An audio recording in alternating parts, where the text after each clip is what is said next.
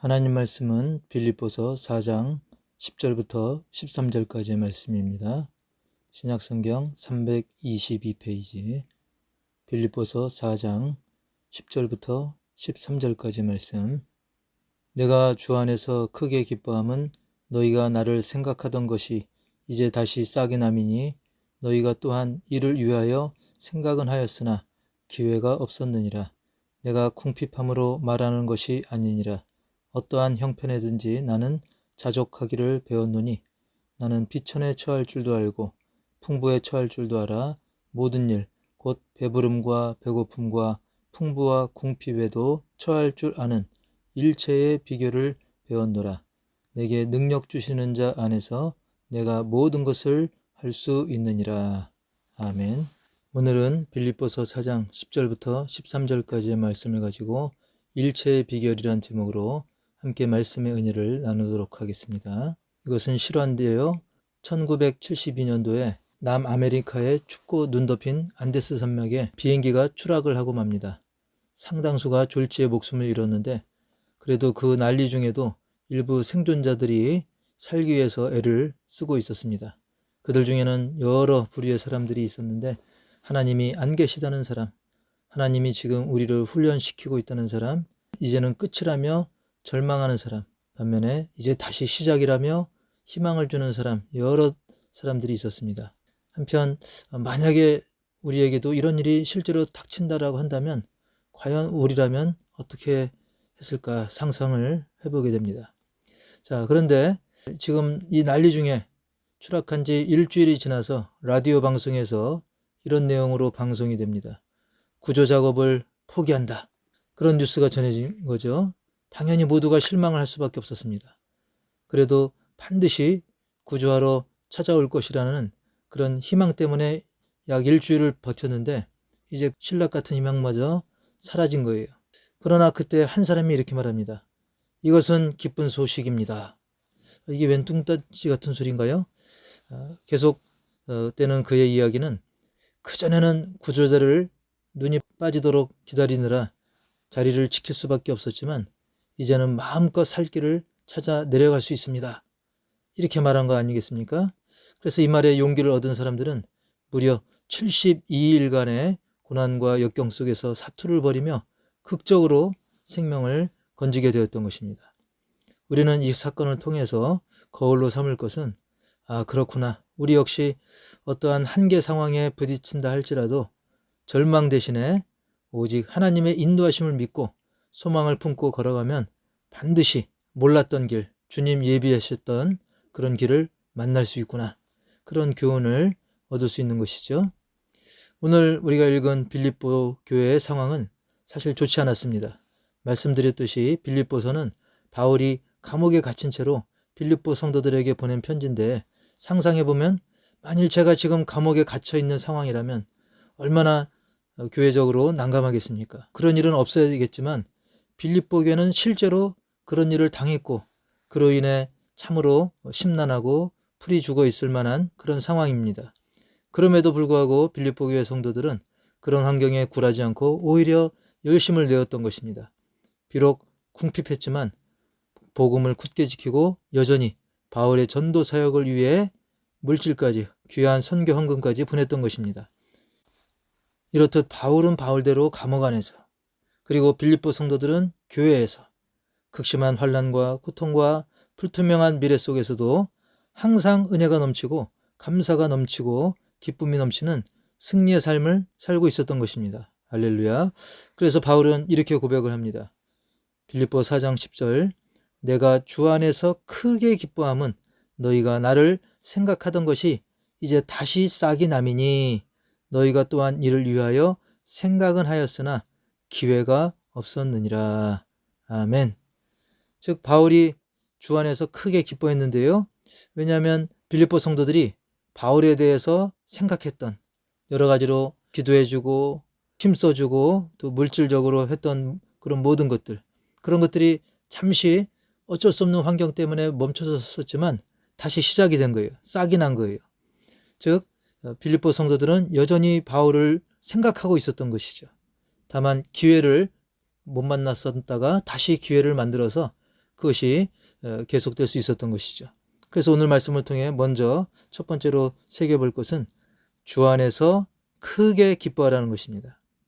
사실 그 상황을 보면 조금 전에 말씀드린 것처럼 바울을 돕던 빌립보 교회의 손길이 여러 환난과 핍박 등의 그런 사정 때문에 끊겨졌다가 다시 연결이 된 상황인데요. 바울이 주 안에서 기뻐하되 크게 기뻐한 이유가 뭐 단순히 그 헌금 좀 들어와서 그게 아닙니다. 비록 전에 후원은 끊겼었지만 그 불가피한 사정으로 후원이 끊겼었지만 그럼에도 불구하고 계속 빌립보 교회는 바울을 생각해 왔던 것입니다. 즉 기도를 하면서 기회를 계속 보고 있었던 것이죠. 그 자체에 감사한 겁니다. 즉 기도의 끈이 연결되어 있고 바울은 감옥 안에서 빌립보 교회를 위해 기도하고 빌립보 교회는 또 바울을 위해 기도하고 힘쓰고 애쓰고 길을 계속 찾고 있었던 것이죠. 많은 선교사님들 봐도 액수가 뭐 많아서가 아니라도 적은 액수라도 이 선교의 끈이 연결되어서 기도하고 물질로 후원 받는 것, 거기서 핵심은 물질보다는 같이 기도의 끈이 연결된 것, 그것이 가장 힘이 되고 기쁘다라고 증언을 많이 합니다. 자, 우리 역시도 오직 주 안에서 항상 기뻐할 수 있는 것입니다. 우선 뭐 다른 걸 떠나서 하나님이 내 아버지라는 그 사실 때문에라도 우리는 주 안에서 항상 기뻐할 수 있어요.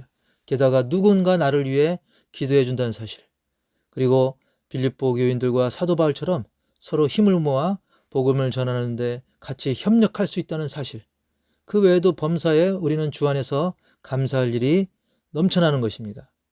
전에 우리 교회가 아주 어려웠을 때, 지금도 넉넉하진 않지만 전에 아주 어려웠을 때 시찰장 목사님이 그런 말씀을 하더라고요.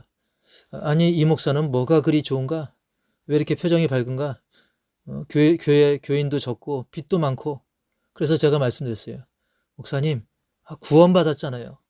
약간 농담처럼 들릴 수 있는데 진담이죠. 구원받았잖아요. 딱 그 말씀 드리니까 아하 그러시더라고요. 그렇지, 역시. 이렇게 맞장구를 쳐주셨습니다. 물론 지금은 웃으며 얘기하지만 사실 이러기가 쉬운 일만은 아닙니다. 또 우리가 바울을 생각하면 막상 제가 감옥에 있고 그것도 죄를 짓지 않았는데도 정말 억울하게 이런 슬픈 현실을 마주하는 상황에서도 크게 기뻐하는 것은 쉽지 않죠. 그러나 바울은 이 모든 상황에서도 잘 적응하면서도 크게 기뻐할 수 있는 일체의 비결을 밝혀줍니다. 그래서 두 번째로는 일체의 비결을 활용하라는 것이죠. 12절에 보니까 나는 비천에 처할 줄도 알고 풍부에 처할 줄도 알아 모든 일, 곧 배부름과 배고픔과 풍부와 궁핍에도 처할 줄 아는 일체의 비결을 배웠노라. 아멘. 물론 사도 바울이 빌립보 교인들에게 도움받은 것은 사실이지만 그저 도움받은 것 때문에만 기뻐한 것은 아닙니다. 쪼들리다가 도움이 오니까 야, 이제 좀 몇 끼니 좀 잘 먹겠구나, 잘 있겠구나, 어떤 인간의 어떤 욕구 충족의 그런 기쁨은 아니라는 것입니다. 바울은 그저 형편이 좋아졌다 기뻐하고 안 좋아졌다고 시들시들, 그건 아니었던 것입니다. 그에게는 비천하든지 풍부하든지 배고프든지 배부르든지 어떤 상황에서든지, 즉 모든 상황에서 예수님의 능력을 의지함으로써 흔들림 없이 자신의 사명을 감당해 나갈 그런 믿음이 있었던 것입니다. 그래서 13절 보니까 내게 능력 주시는 자 안에서 내가 모든 것을 할 수 있느니라. 내가 모든 것을 할 수 있는데 그 근원이, 그 힘이 어디서 나오냐, 그 비결이 어디 있느냐, 바로 내게 능력 주시는 예수님 때문에 그는 항상 기쁨으로 사명을 다할 수 있다는 것이죠. 하지만 보통 상식적으로 많은 사람들은 어떤 모습을 보입니까? 막 좋을 땐 막 하하호호 잘 하다가도 막상 어려움과 비천과 궁핍이 닥치면 당황하고 감사를 놓치고 그렇게 되죠. 또한 반대로 풍부해져도 배불러져도 처음에는 감사하는 것처럼 하다가도 시간이 지나면서 무뎌지다가 오히려 교만 그리고 더 큰 욕심 때문에 죄악에 빠지기도 하는 것이죠. 그런데 사도 바울은 어땠을까요? 때로는 돈도 다 떨어지고 감옥에 갇히고 굶기도 하고 죽도록 맞기도 하고, 하지만 또한 반대의 경우도 있었죠. 많은 경우는 아니지만 간혹 형편이 좋을 때는 뭐 좋은 후원자나 환경을 만나서 후위 대접을 받거나 또 편히 지낸 적도 있었습니다. 사실 바울은 엄청난 특권이라 할 수 있는 로마 시민권을 갖고 있었고 뛰어난 학자였고 유대인 중에 유대인이었고 가문 혈통 다 좋았기 때문에 거기에 걸맞는 대우를 받을 때도 있었습니다. 그런데 중요한 건 뭐냐면 바울은 이렇게 좋은 환경에 좋은 대접을 받을 때거나 아니면 아주 극심한 어려움, 심지어 죽음의 위기 상황에 처할 때나, 즉 어떤 상황, 모든 상황 가운데 결코 흔들리지 않는 그런 믿음으로 자신의 사명을 감당한 거죠. 그래서 13절에 밝힌 그의 비결은 바로 내게 능력 주시는 자 안에서, 즉 나에게 능력을 주시는 예수님께서 내 안에 계셔서 내 삶을 주장하시니까 나는 주 안에서 모든 것을 할 수 있다. 그 고백에 그의 비결이 들어있는 것이죠. 결국 주께서 내 삶을 주장하시기 때문에 내가 모든 것을 할 수 있다는 거예요. 어떤 상황에서도. 즉 내 힘과 내 지식은 한계가 있지만 말씀이신 그리스도께서는 무한한 능력의 주님이시기 때문에 그 주님, 그 죽음도 이기신 그 주님, 그리고 그 주님이 이제는 내 안에 계시기에 나는 결코 능치 못함이 없다는 고백인 것입니다. 이게 바로 비결인 것이죠. 전에 제가 이제 교회에서 우리 성도님들과 함께 장애인 봉사 나갔다가 가보니까 그 장애인 섬기는 교회에 소식지가 있더라고요. 거기 보니까 이런 기사가 났어요. 6살 때 소아마비 걸려가지고 냉장고 문을 열 수조차 없는 그런 허약했던 그런 분이 있었는데 이름이 허명숙이라는 분입니다. 그분이 그 역경 속에서도 계속 노력하고 훈련하고 그래서 아테네 장애인 올림픽 사격에 나가가지고 금메달, 은메달, 메달을 2개나 따고 연금까지 타게 된 기사가 났던 것이죠. 만약에 허명숙이라는 분이 어렸을 때 그 소아마비라는 그런 자신의 신세를 한탄만 했다라고 한다면 이런 좋은 일이 생길 수 없었던 것이죠. 그리고 최근에 계속 이제 방송됐던 뉴스가 있죠. 바로 봉화 광산 사건이죠. 무려 220시간 넘게 그 지하 깊은 곳에 거의 열흘 동안 갇혀 있었던 것이죠. 하지만 그들은 거기서 절망하지 않고 자신들에게 있는 것을 최대한 활용해서 그들이 생존하는 그런 기적 같은 일을 경험했던 것입니다. 그렇습니다. 우리 가운데 여러 가지 어려움이 있다 할지라도 자신의 처지를 한탄할 그 시간에, 차라리 그 한탄하고 절망할 그 시간에 없으면 없는 대로, 있으면 있는 대로 최선을 다한다고 한다면 거기서 또 길이 솟아날 구멍이 열릴 수 있는 것이죠. 그분들이 다 예수님을 믿는지 안 믿는지는 알려지지 않았지만 어쨌든 이렇게 믿음을 떠나서도 사람들은 여러 가지 이 절망적 상황에서도 뭔가를 하려고 합니다. 하물며 우리는 하나님을 믿는 사람들이 나는 뭐가 없어서 안 되고 나는 이게 안 돼서 안 되고 그렇게 주저앉아 있으면 되겠습니까? 또는 반대로 나는 넉넉하니까, 나는 배부르니까 나는 이제는 하나님과 좀 거리를 둬야겠다. 이런 교만과 또 욕심 가운데 또 빠져 있으면 되겠습니까? 우리는 사도 바울에게서 일체의 비결을 배울 수 있는 것입니다. 형편이 좋으면 좋은 대로, 열악하면 열악한 대로, 보통이면 또 보통인 대로, 바쁘면 바쁜 대로, 한가하면 한가한 대로 모든 상황 속에서 오직 내게 능력 주시는 분은 바로 누구요? 예수님인 것입니다. 그래서 오직 예수님을 통해 내가 모든 것을 할 수 있다는 자신감이 아닌 믿음인 것입니다. 바울은 도저히 복음 전하기 어려운 상황이 있었죠. 핍박, 감옥, 심지어 사형 선고할 만한 그런 서슬퍼런 로마의 그 재판장 속에서도 오직 그의 심령은 주 예수 그리스도의 인도하심에 따를 때 그런 두려움을 거뜬히 이겨내고 세계 열방에 복음을 전파하고 그를 통해 세계 방방곡곡에 많은 교회가 세워지는 열매를 거둘 수 있었던 것입니다. 바울은 자신에게 닥친 환경이 어떠하든지 상관없이 그 속에서도 하나님의 능력을 바라보고 신뢰한 것이죠. 전에 제 동창이 뜬금없이 전화가 온 적이 있어요. 교회를 대충 걸치고 다녔던 양다리 교인? 그렇게 표현할 수 있겠네요. 신앙심이 별로 깊진 않았는데요. 그래도 제가 목사니까 저에게 전화를 했더라고요. 사는 게 자기가 갑갑해서 최근에 점을 봤다는 거예요. 근데 그 점을 한 군데에 좀 미심 찍어서 한 군데 더 봤는데 둘 다 용하다는 그런 점쟁인데 서로 너무 다르다는 거예요. 그렇습니다. 이 세상의 점이라고 하는 것, 점쟁이, 무당, 그들이 다 온전히 알 수는 없는 것이죠. 여러분, 토정비결이라고 사람들이 연초에 많이 보는 그런 책이 있는데 이 토정비결에 그런 말이 있다고 합니다. 수상부려 족상, 족상부려 면상, 면상부려 심상. 이게 뭐냐면 이 손금보다는 족은 발이죠. 발을 가지고 보는 게 더 정확하다. 그리고 족상부려 면상, 이 발금 보는 것보다는 얼굴상이 더 중요하다. 그리고 면상부려 심상, 이게 마지막 단계죠. 이 얼굴상보다 더 중요한 것은 심상, 마음상이라고 합니다. 여러분, 이렇게 세상에서도 많은 사람들이 제일 중요하고 정말 어려운 게 이 마음이라는 것을 이야기합니다. 사실 그렇죠? 우리가 살다 보면 이 마음이 제일 중요하지 않습니까? 그런데 그 마음을 그 누구도 마음대로 못합니다. 내 마음도 내 마음대로 안 되는 겁니다. 그만큼 어려운 거예요. 그런데 그 마음을 온전히 주장하시는 유일한 분, 오직 하나님 한 분뿐인 것입니다. 그래서 우리는 마음의 주인을 하나님께 내어드릴 때, 그래서 우리가 주님, 주인님 그렇게 하는 거 아니겠습니까? 예수님이 나의 주인님을 고백하는 게 바로 주 예수 그리스도 아니겠습니까? 우리는 내 마음을 온전히 주님께 내어드리고 내 마음을 온전히 주님께 맡기는 것이 최선이지, 점쟁이 얘기 듣고 뭐 토정비결 그런 거나 보고 그럴 필요가 전혀 없는 것이죠. 우리가 믿는 하나님은 살아계십니다.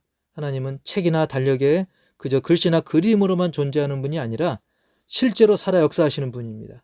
바로 우리 가운데 살아 역사하셔서 우리를 죽음에서 건져주시고 영생을 주는 그런 분이십니다.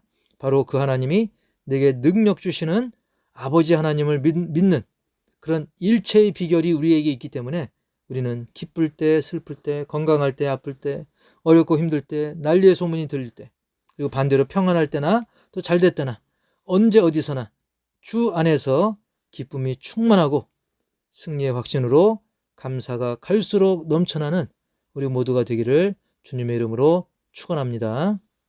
기도하겠습니다. 하나님 아버지, 오늘 일체의 비결을 배웠습니다.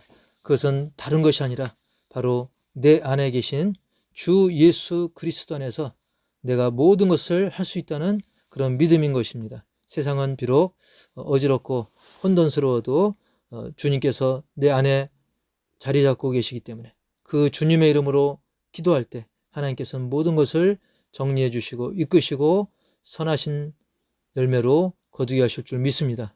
그 믿음이 일체의 비결인데 우리가 다른 것에 눈 돌리지 말고 오직 하나님께 집중하고 예수 이름으로 간구하여 그 응답을 누리고 증거하는 그리스도의 강한 군사들 다 되게 하시고 이 험한 세상 믿음으로 승리의 삶을 계속 살 수 있도록 도와주시옵소서. 예수님의 이름으로 감사하고 축복하며 기도하옵나이다. 아멘. 하나님 아버지, 오늘도 좋은 날을 허락하여 주시고 이렇게 하나님 앞에 영과 진리로 예배하며 우리의 몸을 드립니다. 우리의 마음을 드립니다. 우리의 시간을 드리고 또 물질도 드립니다. 주님을 위해 흘린 모든 땀과 또 주님의 몸된 교회를 위해 수고한 모든 것들, 그리고 주님께서 내게 붙여주신 가족과 또 이웃들, 그리고 우리의 모든 기도의 대상들에 이르기까지 하나님 크신 은혜로 또 크신 응답으로 넘치도록 부어 주시옵소서. 또한 주님 앞에 여러모로 헌신할 뿐만 아니라 이렇게 물질을 올려드립니다.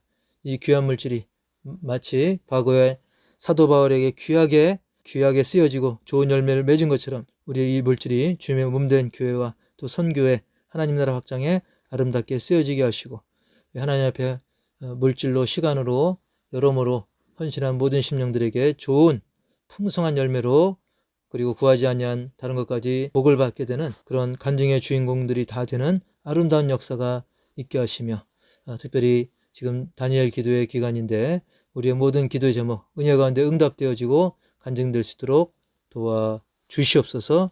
일일이 구하지 못한 것까지 주님께서 우리의 모든 감사와 그 기도 제목 받으시고 넘치도록 응답하여 주옵소서.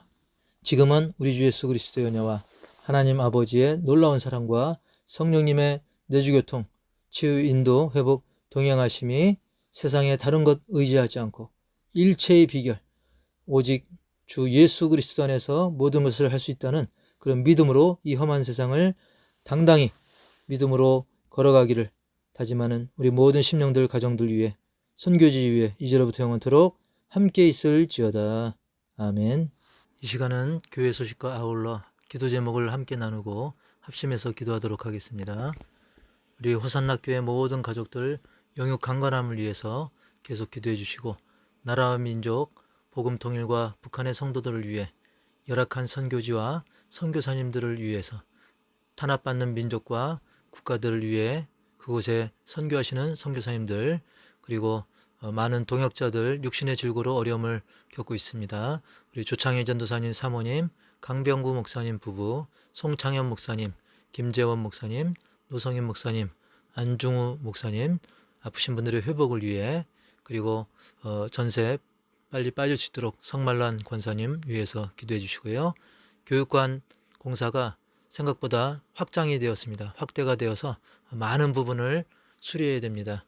아무 사고 없이 잘 은혜롭게 깔끔하게 마무리될 수 있도록 기도해 주시고, 내 가족, 내 이웃 중에 믿지 않는 자, 믿다가 쉬는 자, 전도 대상자 영혼 구원을 위해서, 또 교회 주변의 도로 및 환경 개선을 위해서 계속 기도해 주시고, 추수감사 주일이 이제 다가오고 있습니다.